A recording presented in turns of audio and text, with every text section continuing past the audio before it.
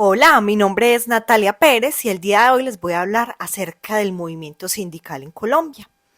Estoy segura que todos ustedes en algún momento de la vida han oído hablar acerca del término sindicato, pero también me atrevo a asegurar que muchos de nosotros no conocemos muy bien el alcance del término. Es más, ni siquiera sabemos muy bien en qué consisten los sindicatos.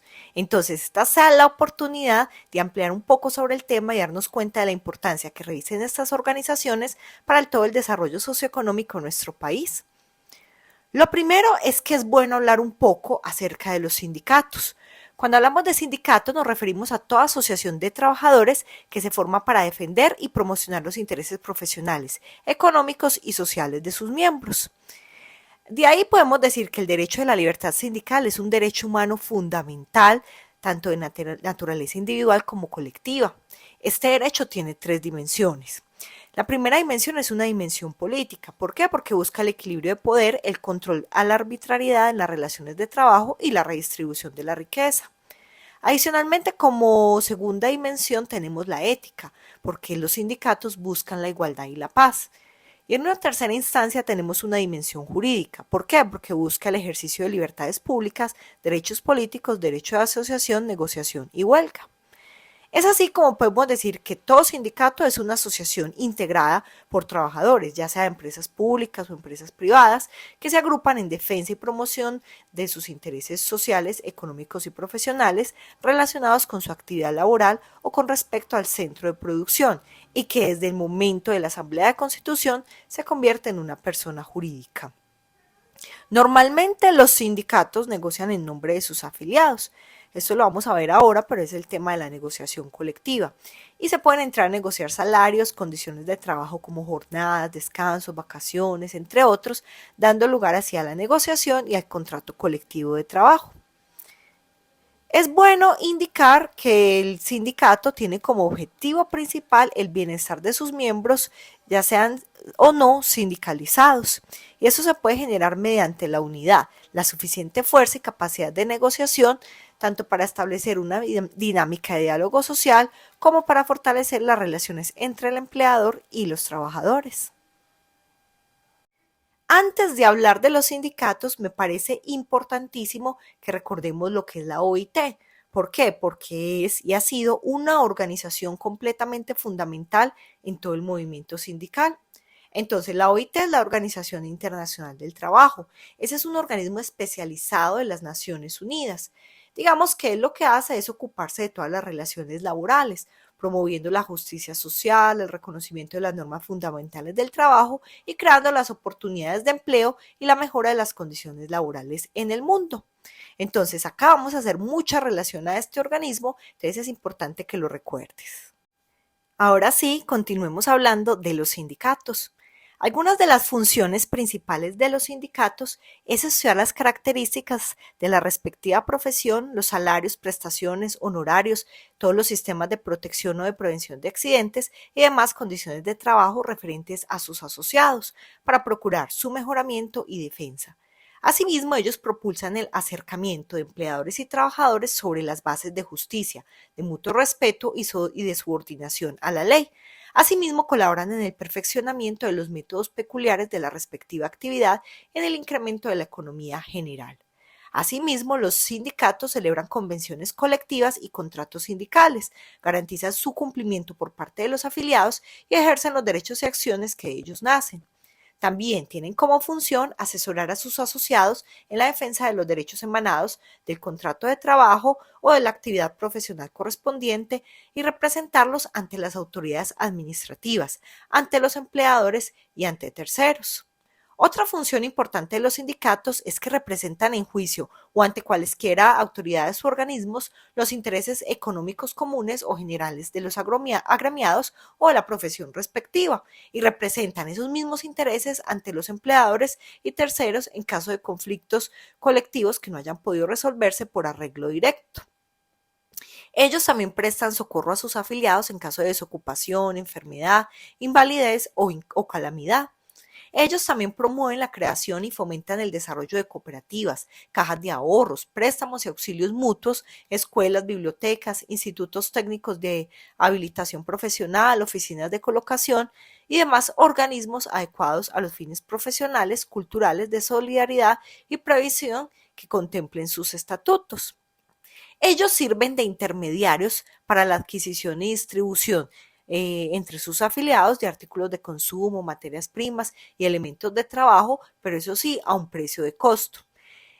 Ellos adicionalmente designan comisiones de reclamos permanentes o transitorias y los delegados del sindicato en las comisiones disciplinarias que se acuerden. Asimismo, presentan pliegos de peticiones relativos a las condiciones de trabajo o a las diferencias con los empleadores, cualquiera que sea el origen y que no esté sometido por ley o convención a un procedimiento distinto. Ellos finalmente adelantan la tramitación legal de los pliegos de peticiones, designan y autorizan a los que deben negociarlos y nombran los conciliadores y árbitros a los que haya lugar. Asimismo, pueden declarar la huelga de acuerdo a los preceptos de ley. Ya que conoces un poco las funciones de los sindicatos, es importante que conozcas asimismo un poco de la historia del sindicalismo en Colombia. Digamos que en Colombia el primer sindicato apareció en 1847, cuando se creó la Sociedad de Artesanos de Bogotá. Ellos lo que pretendían era presionar el alza en los impuestos de aduana, de modo que sus productos pudieran competir en igualdad de condiciones con los que se traían de otros países. Pero esta lucha terminó completamente mal para la sociedad. ¿Por qué? Porque los reclamos se hicieron con mucha violencia y eso hizo que se desatara incluso una guerra civil que dejó muchos muertos, la mayoría de ellos artesanos y campesinos. Entonces, digamos que luego de este desastre no surgieron tantas agrupaciones sindicalistas, pero ya luego de la Primera Guerra Mundial, cuando aparecieron las primeras industrias en el país, fue que surgieron nuevos sindicatos. Aquí digamos que en Colombia aún no existían ni leyes que los protegieran, que los ampararan y mucho menos normatividad que los autorizara. Sin embargo, digamos que ellos siguieron adelante con su propósito, pese a que cuando tenían alguna manifestación sindical, especialmente las huelgas, eso no fue tomado muy bien por el gobierno nacional. Se puede ver que en esa época los pertenecientes a los sindicatos eran despedidos de sus trabajos e incluso fueron encarcelados. Ya posteriormente, en el año 1928, aquí ocurrió un terrible episodio de nuestra historia que fue todo lo que tuvo relación con la masacre de las bananeras. Aquí en la zona bananera del Magdalena había una empresa de origen americano que tenía más de 25.000 trabajadores. Ellos no estaban conformes ni con su salario ni con las condiciones de trabajo, entonces decidieron ir a huelga, pero el 6 de diciembre la compañía pidió a la fuerza pública que dispersara a todo el campesinado, o sea, más de 2.500 personas fueron dispersadas a sangre y fuego, dejando cientos de muertos y heridos, así como innumerables encarcelados. Esto fue lamentable para toda la historia sindicalista. Sin embargo, posteriormente, durante el gobierno de Alfonso López Pumarejo, la lucha sindical comenzó a ser respaldada por el gobierno. Y fue así como en 1935 se fundó la primera central obrera, la CST, o sea, la Confederación Sindical de Trabajadores, la cual 3 años más tarde se convirtió en la Confederación de Trabajadores de Colombia, formada por trabajadores liberales y comunistas. Entonces, digamos que siempre el movimiento sindicalista en el país ha tenido muchos obstáculos, tanto en su etapa de conformación como en la de consolidación. Sin embargo, pese a que este movimiento ha provocado despidos de sus miembros, también la fragmentación del movimiento obrero en algunas regiones o la incursión de política en los sindicatos. Pese a todo ello, digamos que en este momento se puede decir que han ganado muchas luchas y que muchos de los trabajadores gozamos de muy buenas prerrogativas gracias a la función buena que han desempeñado. Retomando un poco toda la actualidad del movimiento sindicalista, es importante hablar de la tríada de la libertad sindical.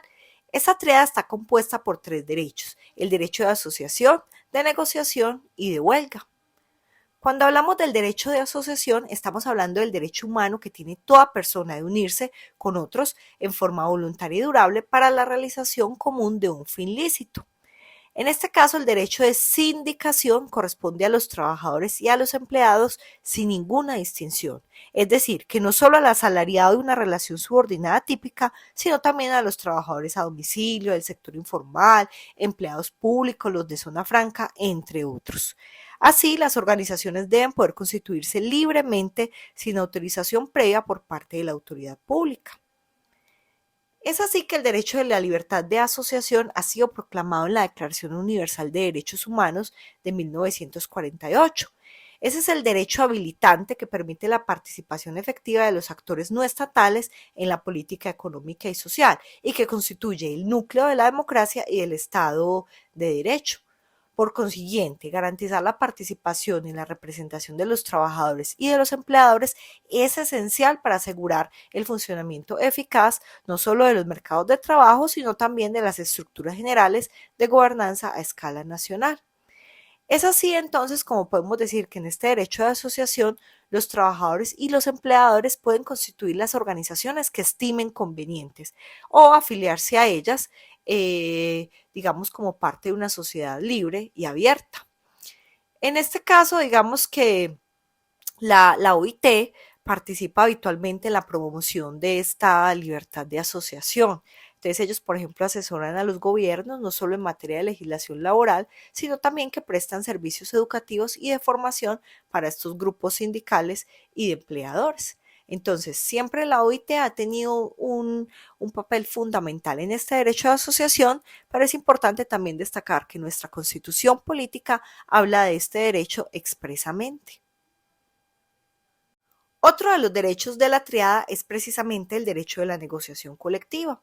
Recordemos que este es un derecho humano que tienen todos los trabajadores de negociar libremente con sus empleadores. Este tema está estrechamente ligado a la libertad de asociación que acabamos de hablar y es un derecho fundamental consagrado en la Constitución de la OIT y reafirmado como tal en la Declaración de la OIT relativa a los principios y derechos fundamentales en el trabajo de 1988. Este es un medio clave mediante el cual los empleadores y sus organizaciones y los sindicatos pueden establecer salarios y condiciones de trabajo justos y garantizar así la igualdad de oportunidades entre mujeres y hombres. También sienta la base para forjar buenas relaciones de trabajo. Habitualmente las cuestiones que se trata del programa de negociación incluyen, entre otras, los salarios, las horas de trabajo, la formación, la seguridad y salud en el trabajo e igualdad de trato. El objetivo de estas negociaciones es llegar a un acuerdo colectivo que regule los términos y condiciones del empleo. Aquí también es importante destacar que los acuerdos colectivos también plantean los derechos y responsabilidades de las partes, o sea que de esta manera se puede garantizar que tanto las industrias como los lugares del trabajo sean armoniosos y productivos. Es así como estos dos derechos de los que acabamos de hablar, tanto la libertad de asociación como la libertad de negociación colectiva, son dos de los principios rectores de la OIT.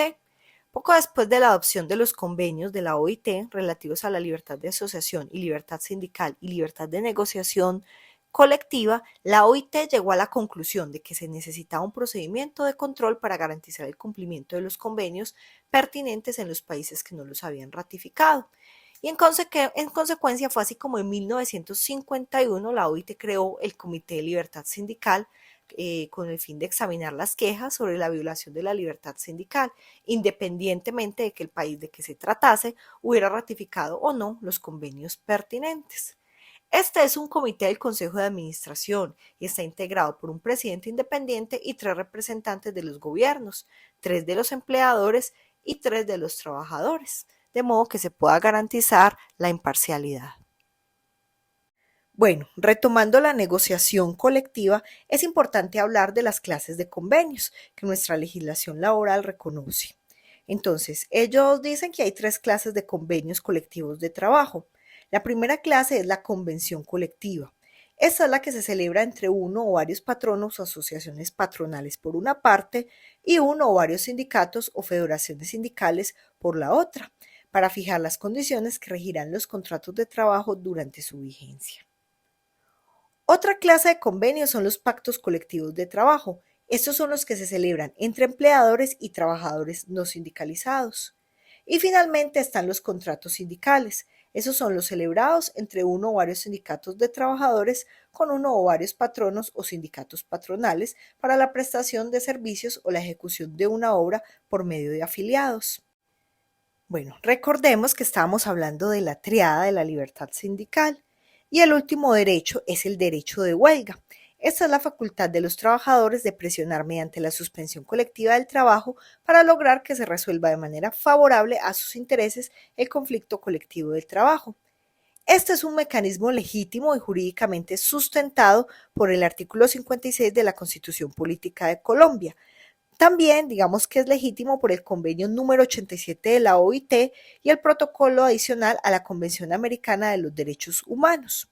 Asimismo, el Código Sustantivo de Trabajo en su artículo 429 define la huelga, indicando que es la suspensión colectiva temporal y pacífica del trabajo, efectuada por los trabajadores de un establecimiento o empresa con fines económicos y profesionales, propuestos a sus empleadores. Cumplidos los procedimientos previos de arreglo directo y conciliación, si el sindicato o grupo de trabajadores no sindicalizados declara la huelga, esta debe efectuarse en forma ordenada y pacífica. La cesación colectiva del trabajo, cuando los trabajadores así lo definan, solo podrá efectuarse transcurridos 2 días hábiles a su declaración y no más de 10 días hábiles después. Algunos de los efectos directos de la huelga son, primero, la suspensión de los contratos de trabajo por el tiempo que dure. Y lo segundo es que el empleador no puede celebrar nuevos contratos de trabajo para la reanudación de los servicios suspendidos, salvo en aquellas dependencias cuyo funcionamiento sea indispensable a juicio del respectivo inspector de trabajo. En este apartado vamos a hablar de la estructura sindical en Colombia. Aquí encontramos sindicatos de primer grado, sindicatos de segundo grado o también llamados federaciones, sindicatos de tercer grado, también llamados confederaciones, y las organizaciones internacionales. Entonces vamos a hablar a grandes rasgos de cada uno de ellos. Cuando hablamos de los sindicatos de primer grado, decimos que están agrupados en sindicatos de empresa, gremiales, de industria o actividad económica, generales o de oficios varios. Ahorita vamos a tener la oportunidad de ahondar en cada uno de ellos. Acá tenemos como ejemplo el Sindicato Único de Trabajadores de la Educación del Valle del Cauca. Tenemos también los sindicatos de segundo grado, o como acabamos de mencionar, las federaciones. Se entiende por federación la agrupación de sindicatos de cualquier clase, es decir, de empresa, industria, gremial. Así, toda la federación local o regional de trabajadores necesita para constituirse o subsistir un número no inferior a 10 sindicatos afiliados y toda federación nacional, profesional o industrial no menos de 20 sindicatos afiliados. También pueden existir varias clases de federaciones. Están las locales, que son las conformadas con sindicatos de un mismo lugar, localidad o municipio, por ejemplo, los de Barranquilla. También existen las federaciones regionales. Estas son las que agrupan sindicatos de una misma región o actividad desde el punto político, administrativo o económico. Por ejemplo, FETRACUN, que es la Federación de Trabajadores de Cundinamarca. También están los profesionales o gremiales, que son los que afilian sindicatos de un determinado oficio, gremio o actividad. Por ejemplo, FECODE, que es la Federación Colombiana de Educadores. Tenemos también los industriales, que son los que se forman con sindicatos de una misma industria o rama de actividad económica, como por ejemplo la agricultura, la construcción, etc. Aquí tenemos, por ejemplo, a FETRASALUD, que es la Federación de Trabajadores de Salud. Y también habíamos mencionado que hay sindicatos de tercer grado, que son llamados las confederaciones. Estos se encuentran clasificados en tercer grado y son las agrupaciones de federaciones u organizaciones de segundo grado, cualquiera sea su clase. Ellos representan la máxima autoridad en jerarquía sindical y pueden afiliar sindicatos de primer grado. Un ejemplo de una muy reconocida en nuestro país es la CUT, que fue fundada en 1985 y que tiene una tendencia pluralista. En su declaración de principios se expresa que es una organización sindical unitaria, clasista, democrática y progresista, que se propone la unidad de todos los trabajadores colombianos sin distinción de raza, credo religioso, ideas filosóficas o militancia política. La CUT tiene como tarea primordial defender incondicionalmente las conquistas y derechos actuales de los trabajadores y busca el mejoramiento de sus condiciones de vida y de trabajo, así como del pueblo en general. La CUT lucha por la plena independencia nacional, por las libertades democráticas, por la justicia social y el respeto a los derechos humanos y a las transformaciones de nuestro pueblo. Las organizaciones sindicales de tercer grado siempre se constituyen a partir de la Asociación de Federaciones Regionales o de Actividad Económica y eventualmente pueden afiliar organizaciones sindicales de primer grado si en sus estatutos se establece esa posibilidad. Hoy solo la Confederación de Trabajadores de Colombia, o sea, la CTC, se estructura a partir de esta norma.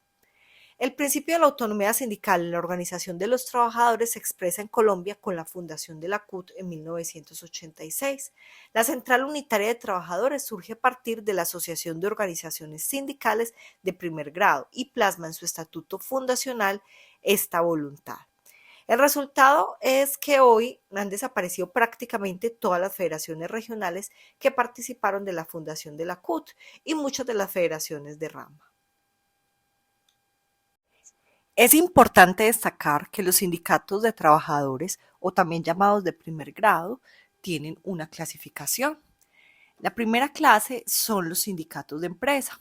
Esos son los que están formados por individuos de varias profesiones, oficios o especialidades que prestan sus servicios en una misma empresa, en un establecimiento o en una institución. Un ejemplo muy particular es el del sector salud. Entonces, por ejemplo, aquí está el Sindicato Nacional de Trabajadores del Instituto de Seguros Sociales o el Sindicato de Trabajadores de la Clínica David Restrepo, entre otros. Estos son los más reconocidos a nivel nacional. También encontramos los sindicatos de primer grado de industria o por rama de actividad económica. Ellos son los que están formados por individuos que prestan sus servicios en varias empresas de la misma industria o rama de la actividad económica. Continuando con el sector salud, vemos, por ejemplo, el Sindicato Nacional de Trabajadores de la Seguridad Social, Sintra Seguridad Social, o también la Asociación Nacional Sindical de Trabajadores y Servidores Públicos de la Salud y Seguridad Social Integral y Servicios Complementarios de Colombia.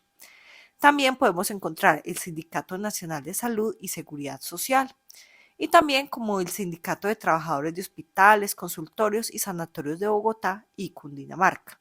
Si nos damos cuenta, son muchos los ejemplos que se pueden dar en estos sindicatos de industria. Asimismo, encontramos los sindicatos gremiales. Ellos son los que están formados por individuos de una misma profesión, oficio o especialidad. Aquí encontramos uno muy conocido que es ASMEDAS, que es la Asociación Médica Sindical de Colombia, continuando obviamente con el sector salud del que venimos hablando.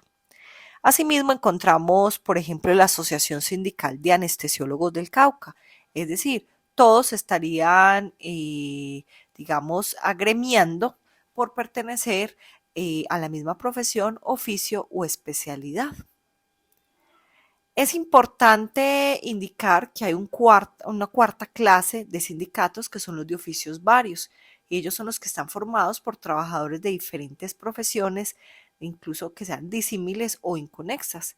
Sin embargo, solo se pueden formar en los lugares donde no haya trabajadores de una misma actividad, profesión o oficio en el número mínimo requerido, que acordémonos que es 25 personas para formar uno gremial, y solo mientras subsista esta circunstancia. Incluso podemos decir que en el sector salud no hay un sindicato de oficios varios. Para conformar los sindicatos de trabajadores es importante destacar que hay que cumplir con unos requisitos. Aquí vemos que hay requisitos de fondo y hay requisitos de forma. Cuando hablamos de los requisitos de fondo, tenemos que considerar el número mínimo de afiliados. Aquí decimos que todo sindicato de trabajadores necesita para constituirse y para subsistir un número no inferior a 25 afiliados y todo sindicato patronal no menos de 5 empleadores independientes entre sí. Adicionalmente, es importante destacar también que hay una edad mínima, o sea que pueden ser miembros de los sindicatos todos los trabajadores que sean mayores de 14 años. También recuerden que hablamos de unos requisitos de forma. Entonces decimos que la reunión inicial de constitución de cualquier sindicato, los iniciadores deben suscribir un acta de fundación donde se expresen los nombres de todos ellos, sus documentos de identificación, la actividad que ejercen y que los vincula, el nombre de objeto de la asociación.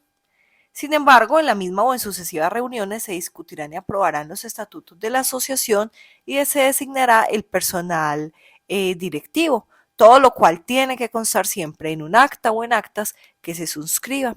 De ahí la importancia de tener un sistema de organización de esas actas de modo que se pueda conservar el histórico documental del sindicato. Otro de los requisitos de forma, como lo acabamos de mencionar, es que tienen que tener los estatutos. O sea, ellos tienen el derecho de redactar libremente sus estatutos y los reglamentos administrativos. Esos estatutos siempre deben de contener la denominación del sindicato, el domicilio, el objeto, digamos, de lo que se trata el sindicato, cuáles son las condiciones de admisión si las hubiere, también los derechos y las obligaciones de los asociados. Asimismo, también tienen que hablar de la directiva central y de las seccionales, pues se aplica, indicando cuál es su denominación, el periodo y las funciones de sus miembros. Asimismo, la forma de elección, las reuniones que deben realizar y las causales y el procedimiento de remoción. También tiene que tener la cuantía y periodicidad de las cuotas ordinarias y su forma de pago, el procedimiento para decretar y cobrar las cuotas extraordinarias. También estos estatutos deben de tener las sanciones disciplinarias, los motivos y los procedimientos de expulsión. También deben indicar las épocas de celebración de las asambleas. Asimismo, tienen que tener las reglas para la administración de los bienes y fondos sindicales. También deben indicar las normas para la liquidación del sindicato. Adicionalmente, digamos que tienen que tener todas las provisiones que se contemplan en ese sindicato. Hablando de prohibiciones, es importante destacar que los sindicatos en general tienen unas prohibiciones. Una fundamental es que nunca pueden tener por objeto la explotación de negocios o actividades con fines de lucro. Adicionalmente, ellos no pueden coartar directa o indirectamente la libertad de trabajo. Tampoco pueden obligar a los trabajadores a ingresar al sindicato o a retirarse de él, salvo pues que aplique alguno de los casos de expulsión de las causales que ya están previstas en los estatutos y que obviamente hayan pasado por un debido proceso y estén plenamente comprobadas. Ellos tampoco pueden aplicar los fondos o bienes sociales a fines diversos de los que constituyen el objeto de la asociación. Aún para estos fines impliquen gastos o inversiones que no hayan sido debidamente autorizados en la forma prevista, ya sea en la ley o en los estatutos. Ellos tampoco pueden promover cesaciones o paros en el trabajo, excepto en los casos de huelga declarada de conformidad con la ley y la huelga imputable al empleador por incumplimiento de las obligaciones con sus trabajadores. Tampoco pueden promover o apoyar campañas o movimientos tendientes a desconocer, de hecho, en forma colectiva o particularmente por los afiliados, los preceptos legales o los actos de autoridad legítima. Tampoco pueden promover o patrocinar el desconocimiento de hecho sin alegar razones o fundamentos de ninguna naturaleza de normas convencionales o contractuales que obliguen a los afiliados. Tampoco pueden ordenar, recomendar o patrocinar cualquier acto de violencia frente a las autoridades o en perjuicio de los empleadores o de terceras personas.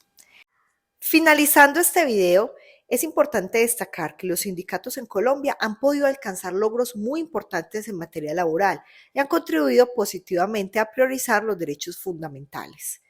Dentro de los logros más importantes que tienen los sindicatos en nuestro país están los siguientes. En la primera instancia, ellos han creado entidades como el Servicio Nacional de Aprendizaje SENA, también el Instituto Colombiano de Bienestar Familiar, también las cajas de compensación familiar.